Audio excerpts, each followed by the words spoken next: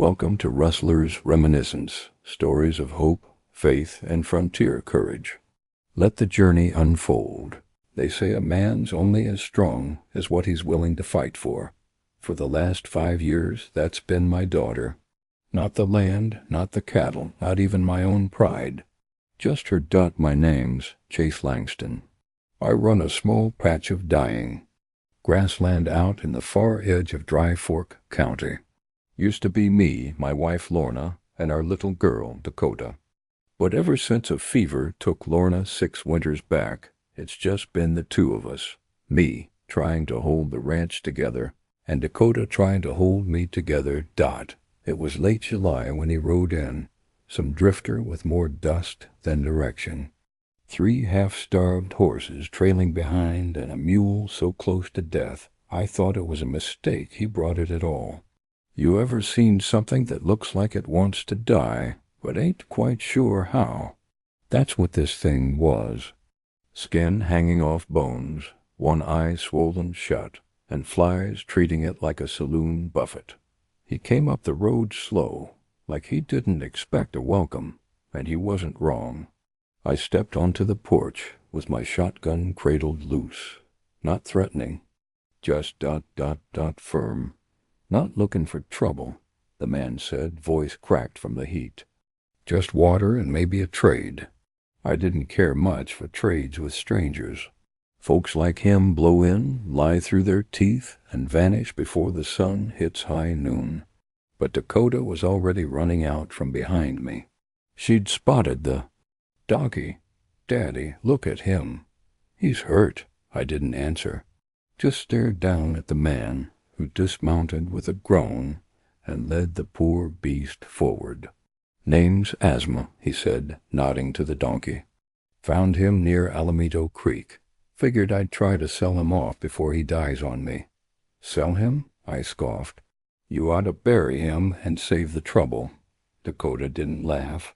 She walked straight up to Asthma, laid a hand on his sunken side, and whispered something too soft for me to hear. The donkey, damn thing, leaned into her. He's not done yet, she said, eyes wide with the kind of certainty only kids and lunatics have. I looked back at the stranger. How much? He shrugged. You can have him for $1. $1 too much, I muttered, but Dakota just kept staring at me, like she was watching me pass a test and fail it at the same time. Daddy, Mama always said not everything worth saving makes sense on paper. She said it so matter-of-factly that I felt something twist in my gut. Lorna used to say that about everything. Stray dogs, busted fences, neighbors who couldn't pay back loans. Some things, she'd whisper at night, ain't lost. They're just waiting on someone to believe in them. I didn't believe in lost causes anymore. I believed in dry ledgers and empty cupboards. But I reached into my pocket and pulled out my last crumpled dollar anyway. Take it, I said, handing it to the drifter, and leave before I change my mind. He tipped his hat, climbed back on one of the horses, and rode off without another word. And just like that, we were the proud owners of a dying donkey with a name that sounded like a half-remembered hymn. That night, Dakota stayed out in the barn with Asthma, reading to him from one of Lorna's old books. I watched from the kitchen window, moonlight falling across her braid as she laid curled up beside him. I don't know why I bought that damn animal. Maybe guilt, maybe grief, or maybe deep down I wanted to believe in something again, even if it was barely breathing. The next morning I didn't expect Asthma to be alive. But there he was, still sprawled on the straw, ribs showing, breath shallow, but eyes open. Dakota had barely left his side. She'd slept with her head on a saddle blanket, straw tangled in her hair. When I opened the barn door, she looked up, blinking like she'd just come out of a dream. He made it, she whispered, voice hoarse. Told you he wasn't done yet. I didn't argue. Just handed her a mug of warm milk and some bread and sat on a hay bale across from them. She named him proper that day. Asman, she said, was short for Asment. Said it was what Mama used to say when something strange happened, something that didn't make sense right away. Maybe it's not luck, Lorna would say. Maybe it's just as meant. And somehow that little phrase stitched itself into the barn air like a prayer.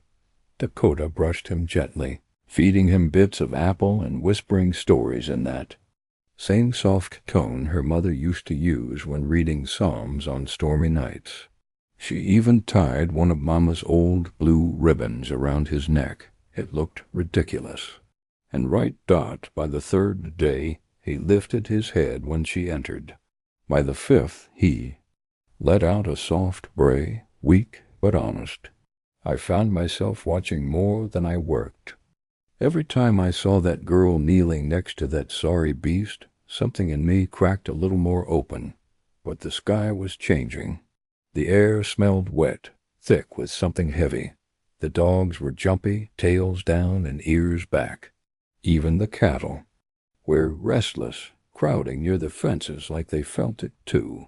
The rain came slow at first, just a whisper tapping the porch roof. Then louder, then meaner.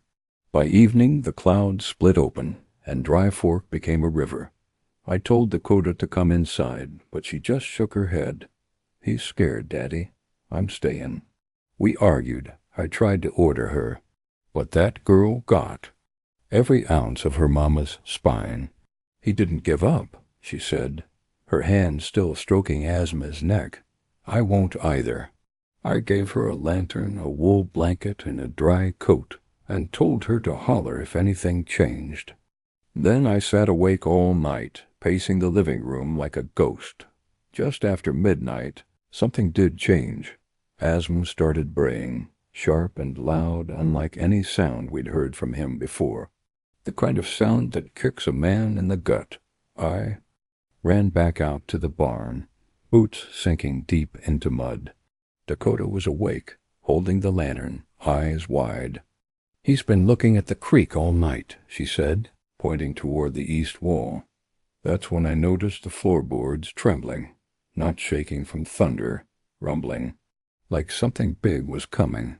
I rushed to the back of the barn and pushed open the side doors. What used to be a gentle trickle of water now roared like a beast. The creek had jumped its banks and was churning toward the barn fast. We were in its path, and it was rising. I turned to Dakota. We have to go now. She looked at Asma, then back at me, hesitating. We can't leave him, she said. He won't make it up the hill. Then we stay with him, and that's when Asma stood, wobbly, soaked, but upright, ears forward, braying again, louder, more insistent. He wasn't braying at the water. He was braying at something else, something beneath the floor. I looked down, heart pounding, as the water licked at the barn's threshold. Then I saw it, a faint outline beneath the straw. A square shape, wood slats, a trapdoor. I'd forgotten it even existed, that it led to an old root cellar, one my grandfather dug out during the droughts.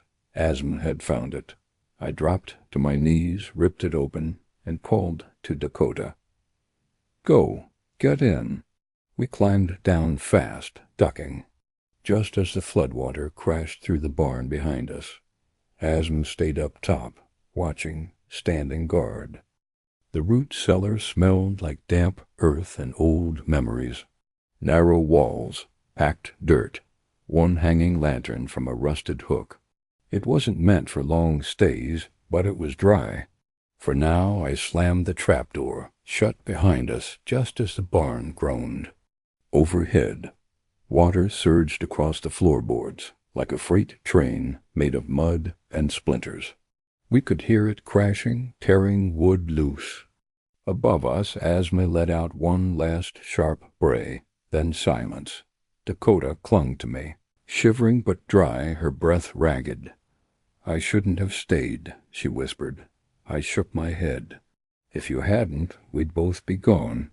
That donkey saved. Use, she said, finishing for me. I lit the lantern and scanned the little cellar. 2 broken crates, a rusted bucket, and a canning shelf with a few jars of pickled onions I wouldn't feed a possum. But it was safe, solid, and it might give us enough time to figure out what next. But the trapdoor above us had no lock. Nothing to brace against. If the flood rose too high or debris blocked the exit, we'd be trapped. "Can asthma fit down here?" Dakota asked suddenly. "No," I said, without even thinking. She looked up at me, eyes shining in the flickering light. "Then I'm going back up." "The hell you are," I said. "You go up there and the flood'll take you." But she was already climbing the ladder. I grabbed her ankle, not rough, but enough to make her stop. "I ain't losing you too." She looked down, tears mixing with dirt on her cheeks. "He's not just a donkey, Daddy. Mama would have seen it." "Don't you?" I didn't answer, because I had seen it. In his eyes, in the way he'd kicked at the floorboards, the way he stood between us and the storm. "Let me just check on him," she pleaded. Before I could say no again, we heard it. A thud above us, then scraping, like something heavy pushing against the trapdoor. Then another thud, and another. I braced myself, thinking it was part of the barn collapsing. But then a board shifted near the back wall, not the ceiling. The wall. A thin crack of light appeared. A cold gust of wet air slipped in. Earth crumbled, and suddenly a section of the cellar wall caved inward, revealing a narrow opening. I didn't know what I was looking at. Some old erosion path, maybe. A forgotten gophered tunnel, widened by water. But it wasn't there before, and it was just big enough for a man to crawl through. Dakota gasped. "It's him. He did it." I stared at the opening. "You think that damn donkey dug us a way out?" "No," she said, stepping forward, voice calm. "I think he knew it. Was here." I wanted to argue, to say it was coincidence, luck, erosion, but my gut was saying otherwise. So I grabbed the lantern and ducked down to look. It sloped upward, tight at first, then wider. Clay walls, damp roots hanging like spider webs. I had no idea where it led, but anywhere was better than a mud-filled coffin. "We go now," I said, and fast. Dakota went first. I followed, crawling on knees and elbows, dragging the lantern behind me. The tunnel twisted and climbed for what felt like forever. I kept expecting it to collapse, to seal us inside like a tomb. But then I felt wind. Cool and fresh. We emerged behind a patch of brush halfway up the hill behind the barn. The barn was gone, completely swallowed. Only the roof floated, half submerged in the flood below. And standing above us, soaked to the bone, was a semi. Alive. He brayed once, soft but steady, and nuzzled Dakota as she scrambled to her feet. I dropped to the mud, heart thudding like a war drum. That donkey had stayed, guarded us, then let us out. He had no reason to, no obligation. Just something else, some sense of us that went deeper than I could understand. I looked at him, soaked, filthy, still trembling, and for the first time in years I felt something break open inside me that wasn't pain. It was belief. We stood on that muddy hill like ghosts, watching the flood eat everything we knew. The barn was gone, washed clean off its foundation. Half the pasture was under water, fences twisted like wire sculptures. I could see a few of the cattle stranded. On higher ground, bowling into the wind, and down below the water was still rising. We couldn't stay. Asm stood beside Dakota, swaying a little, his legs thin as broomsticks but steady. She wrapped both arms around his neck and kissed the matted fur between his ears. "We have to go," I said. "We've got maybe half an hour before this hill ain't high enough." Dakota looked up at me. "Where?" I didn't have an answer, but Asm started walking. Not down, not back. Up. He led us along the ridge behind the house, where the land curved into scrubby rock and thorn bushes. The path wasn't a path, just deer tracks and gravel, but Esme moved like he knew it. Like he'd walked it before. I wanted to carry Dakota. Her boots slipped in the mud, and her coat was soaked through. But she clung to Asm's tail like it was a lifeline, and he kept her upright. The higher we climbed, the narrower the ledge became. The hill dropped off steep to our right, and the roar of water echoed up from below. Trees bent sideways in the wind. My shoulder ached from the climb, and my breath burned, but then Asm stopped. His ears turned alert. His head tilted toward a narrow slope, not quite a trail, but a notch in the rock face. That's when the ledge beneath Dakota gave out. It happened in a blink. 1 second she was there, the next the earth crumbled under her feet, and she was gone. She screamed as she fell, and my heart ripped straight out of my chest. I hit the ground, crawling to the edge. She hadn't fallen far, maybe 10, 15 feet, but she'd landed on a narrow shelf with nothing below but a steep drop to the flooded valley. "Don't move," I shouted, the wind nearly stealing my voice. She looked up at me, trembling, trying not to cry. "I'm stuck." I scanned the slope. No rope, no branches, nothing solid to anchor to. I couldn't reach her. Then Asm stepped forward. He looked at me, not just glanced, and breathed low like he was trying to get my attention. Then he did something I'll never forget as long as I live. He lay down, right on the edge of the slope. He stretched his body across the rock face, spine straight, hooves anchored into the mud, neck extended downward like a bridge. At first, I didn't understand. Then I saw it. Dakota could climb him? Her eyes widened, too. "Daddy," she whispered, "he's letting me go." I sighed. "Quick, before he slips." She crawled toward him, inch by inch. Asma didn't flinch. Not once. His muscles trembled with the strain, but he held steady as Dakota climbed up his back, then over his shoulders, and finally into my arms. I grabbed her and pulled her to safety, falling backward onto the wet earth with her on my chest. And Asma? He stayed where he was for a moment longer, breathing hard. Then, slowly, he stood and turned to look at us. Dakota threw her arms around his neck again, sobbing. He saved me. I couldn't speak, just knelt beside them both, soaked and shaking. That donkey had no reason to risk himself like that. But he had Dot, and for the second time in a single day, he'd saved us. I looked down at his legs, thin and muddy but firm. Whatever had broken in him when that drifter left him for dead, it was healed now. We stayed there for a few minutes, catching our breath, the three of us huddled close. The storm was easing, but the wind still howled like it wasn't ready to let go. Finally, I stood. "We need shelter." Dakota nodded, still, leaning into Asm's side. "He'll show us," she said, and I believed her, because by then I wasn't just following a donkey anymore. I was following something I didn't understand, but trusted. The ridge curved westward, pulling us away from the worst of the flood.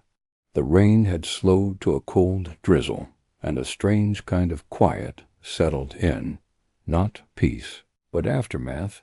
Asme led us along a narrow stretch of shale that cut around the side of the hill.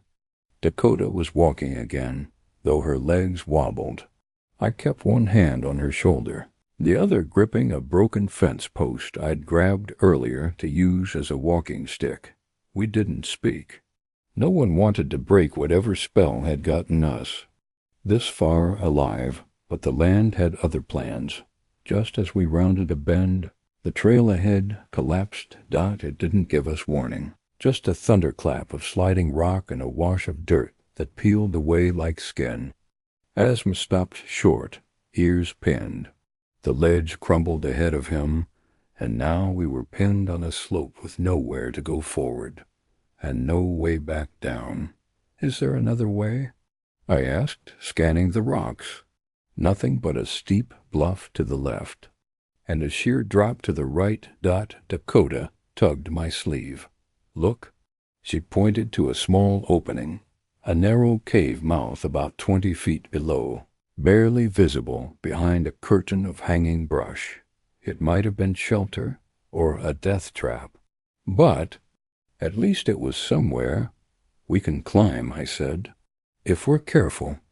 I went first, clearing loose stones and guiding Dakota by hand. Asmund stayed above, pacing the edge, clearly not loving the idea of being left behind. Halfway down, Dakota slipped. Her boot hit a patch of moss and she fell hard, landing on her side across a narrow outcropping.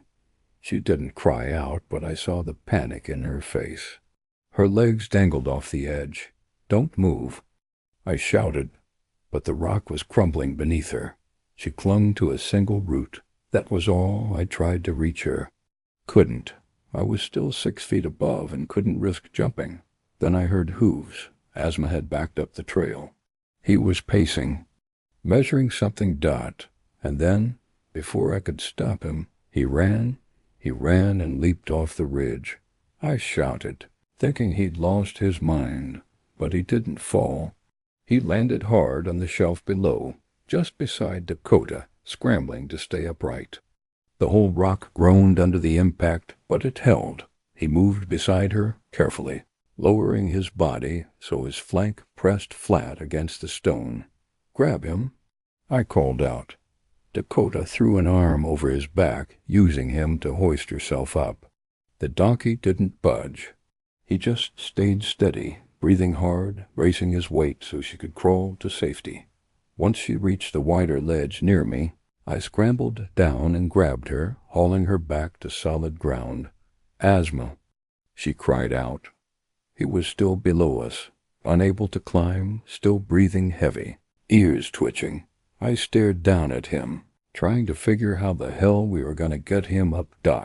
But then, slowly, he started to climb, one hoof after the next, digging into tiny crevices like a mountain goat. He was shaking, panting, but determined. We both reached down when he got close, pulling at his harness, guiding him inch by inch until he scrambled over the lip and collapsed in the mud beside us. Dakota dropped to her knees beside him, crying, kissing his muddy face. "You came for me again." I sat back, stunned. That animal, that forgotten, starving creature I'd almost turned away, had risked his life again for my daughter. For us. When Asmund finally stood again, I looked him dead in the eye. "All right," I said, barely above a whisper. "You've earned your place. You ain't no beast of burden. You're family now." He flicked his ears and pressed his head into my chest like he understood every word. And maybe he did. The cave was just ahead. We stepped inside as the rain picked up again. It wasn't deep, but it was dry and shielded.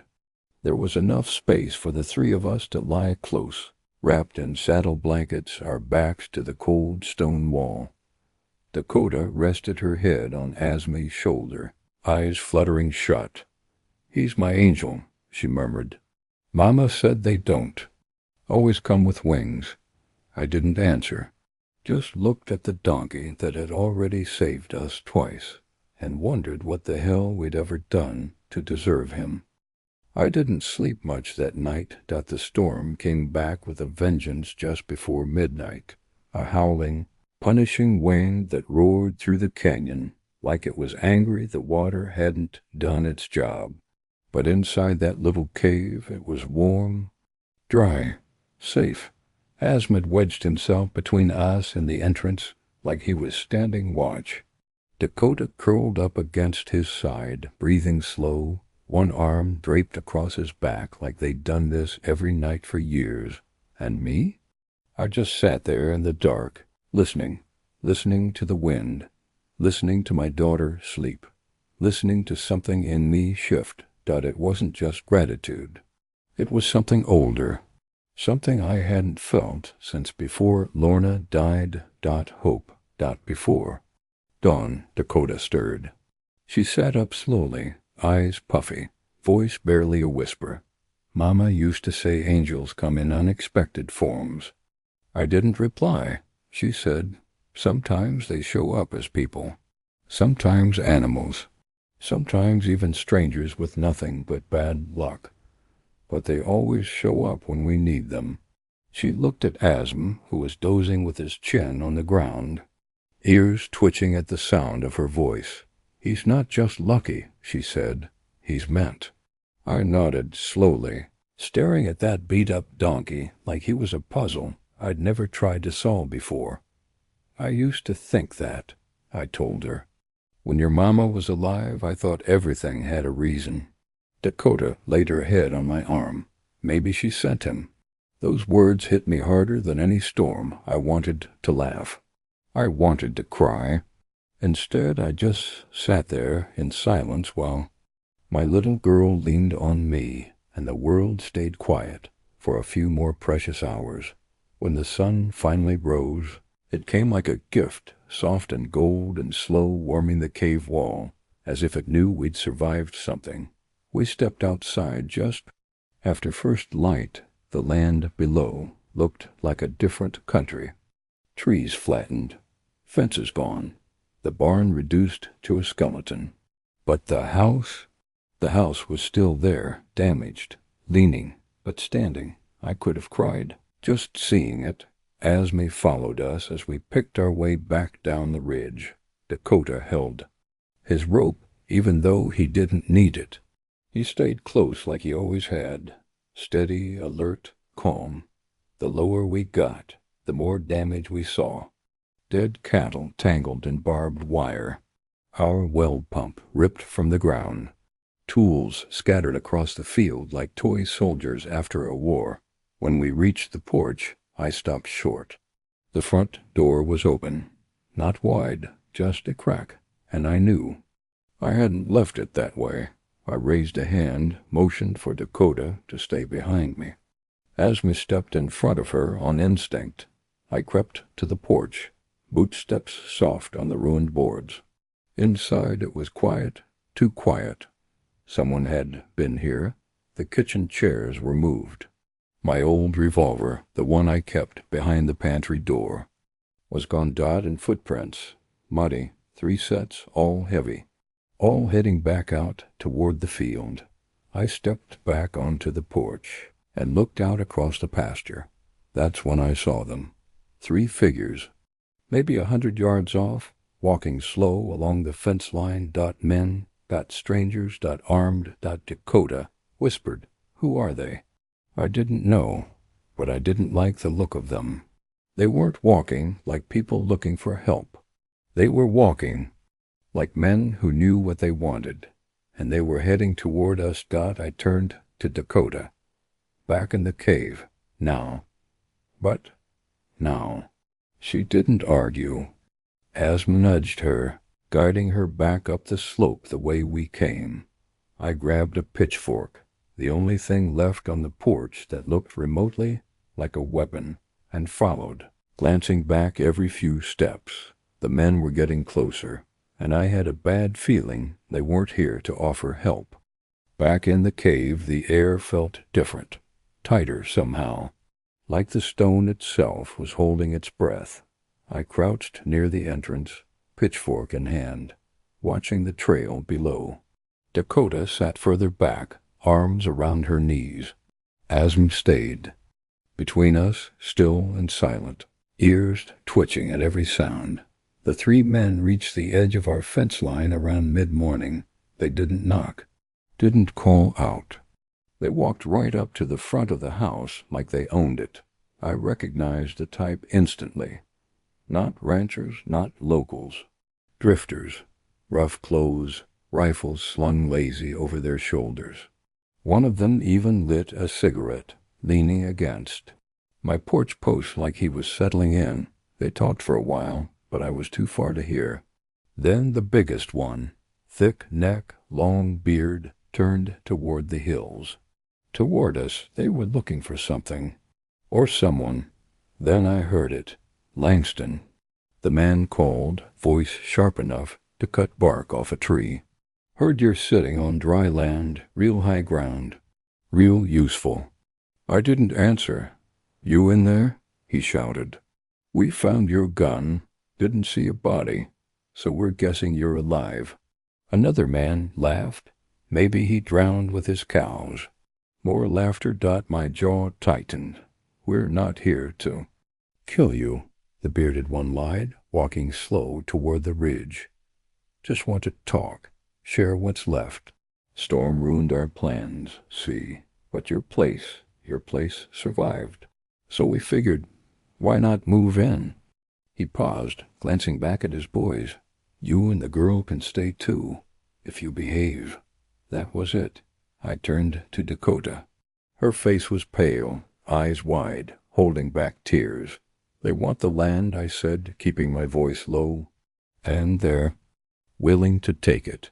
She nodded, then looked to Yzma. Will he protect us again? I didn't know, but I hoped. The wind shifted. Down below, the men began climbing. Slow, deliberate, confident. I crawled to the edge of the cave, keeping low. The trail narrowed near the top, one man at a time. That would be our advantage. Yzma stepped forward, then stopped. His body went, rigid, ears turning, nostrils flaring. He wasn't scared, he was calculating. The lead man came into view first, rifle in hand, eyes scanning the rocks. He stopped when he saw me. Well, look who's still kicking, he smirked. Didn't figure. You for the survival type. Turn around, I said. Ain't nothing here for you. See, I disagree, he said, taking a step closer. You've got a home, food, shelter, and a girl. That's plenty for us. That's when Az moved. Fast. He stepped into the light, positioning himself at the edge of the cave entrance. Just where the narrow ledge wrapped around the slope. The man hesitated. Is that a donkey? He scoffed. Yzma brayed. Loud and sharp. The second man was climbing up now, laughing. You gonna sick the mule on us, Langston? Yzma brayed again, and the third man, the youngest, froze. I seen that thing before, he muttered. Back, near Alamito Creek. Thought he was dead. He ain't, I said, and he ain't afraid of you. The lead man raised his rifle. I didn't think. I jabbed forward with the pitchfork, not to stab, but to block. He stumbled backward, and Yzma charged. It wasn't elegant.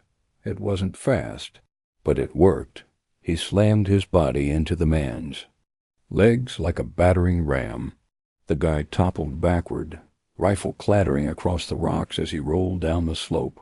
The second man lunged forward, grabbing my coat, but Yzma reared, hooves flailing, and kicked him square in the chest. He went. Flying, the third man bolted, dropped his weapon and ran like the devil himself was chasing him. And just like that, it was over. I stood there, breathing hard, clutching the pitchfork like it was made of gold. Yzma snorted, stepped back, and looked at me. Like, well, what? Next, boss? Dakota burst out crying, not from fear. From relief. I dropped the pitchfork, wrapped my arms around her, and held her tight. Yzma circled us once, then lay down at the mouth of the cave. Not to rest. To keep watch. Sheriff Boone arrived just after noon. The third drifter, the one who ran, must have gone into town and thought better of it. Claimed he'd been with the Langstons when the flood hit and some crazed old rancher attacked them with a pitchfork. And a donkey. Boone knew better. He rode up with a posse of 3, rifles ready, and when he saw us climbing down the ridge, he holstered his weapon and shook his head. You always did draw the strangest trouble, Chase. The 2 drifters we'd knocked down the slope were roughed up but alive. One had a broken wrist. The other had a cracked rib and a bruised ego. Boone cuffed them both and loaded them into a wagon without ceremony. Squatters have been circling every patch of dry land from here to Carrizo, he said. After the storm, it's open season on every fence line. I nodded, but my mind was elsewhere. I was watching Dakota walk beside Asma, her hand never leaving his mane. He limped slightly, but didn't complain. Just kept pace like a soldier who done his duty and was ready to go home. Boone walked the property with me. The barn was awash. Nothing left but shattered planks and floating debris. The corral was mostly gone. Tools, feed, fences, all wrecked. But the house, by some miracle, still stood. Lopsided and soaked, but standing. You'll get insurance? Boone asked. Maybe. Or maybe I start over with what's left. He nodded. You got grit. And that girl, she's got fire. I didn't reply. Just watched Asma nuzzle Dakota as she tied one of Mama's old blue ribbons around his neck again. Boone chuckled. That's the same donkey from Alamito? The half-dead one that fella tried selling off last month? I smiled. That's the one. He let out a low whistle. I heard he was good for nothing. I looked at the wreckage around me, at my daughter still alive, and at the animal who'd made sure of it. He was the best dollar I ever spent. Boone's face soft. Well, I'll be damned. It took weeks to get things back in order. Neighbors came to help once word got out. Someone brought lumber. Someone else brought feed. Folks have a way of remembering who's worth showing up for after a storm. But the offers came first a local trader, then some rich rancher from the next county. They'd heard the stories about the donkey who saved a girl, the donkey who fought off 3 armed men. They showed up waving envelopes full of money. Name your price. One of them said, I didn't hesitate. He's not for sale, but it's just a donkey. No, I said, he's not. I turned and walked back inside without another word. Asma stayed. He slept on the porch most nights. Followed Dakota to the fields every morning. Helped haul firewood. Warned us when strangers came down the road. He became part of the place, not as a mascot or a pet, as something more. Family. One evening, long after the floods had passed, and the fences were rebuilt, Dakota climbed up onto the porch beside me. She leaned her head on my arm and whispered, Mama would have loved him. I looked out at Asma grazing under the setting sun, that ridiculous blue ribbon still tied to his neck, and I smiled. Yeah, I said, she would have. This is the final part. Thanks for riding with us through another tale from the Old West. If this story touched your heart, don't forget to like the video and subscribe. More adventures are waiting on the trail ahead. See you next time.